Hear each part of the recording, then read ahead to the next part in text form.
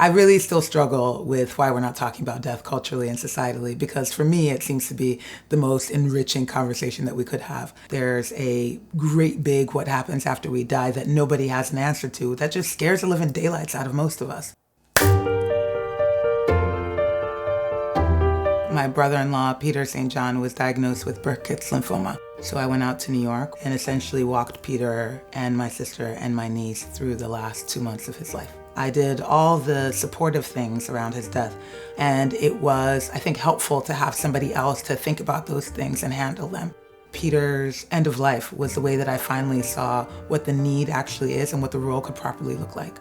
A death doula is somebody who does all of the non-medical care and support of the dying person and the family or the circle of support through the process. There's a number of details that people really overlook when it comes to preparing for death. Things like who you want to make your decisions for you in the event that you can't, what type of life support you want, what kind of care you want to receive at the end of your life. We need to look holistically at our lives and think about all the information and knowledge that only we hold. That's going to be really hard for somebody that we love to handle after we die. One interesting element of the work is that we learn to understand that we're going to be falling in love with people that are leaving all the time. And so going in, you form these really tight relationships. You get to know people, you get to know their families, you get to know what they cared about. It's hard to not fall in love with them. We grieve with them and we grieve for them as well.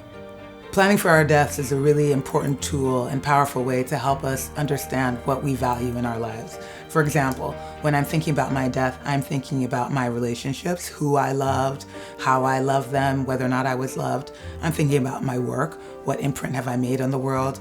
I'm thinking about my legacy. Will anybody care after I'm gone? My hope is that from my work, people take away how precious this life is, that they really engage with this gift that we've been given to feel and to breathe and to eat and to have sex and to dance and to cry and to feel the full gamut of emotions while we're here, because it's a very, very brief time that we're here.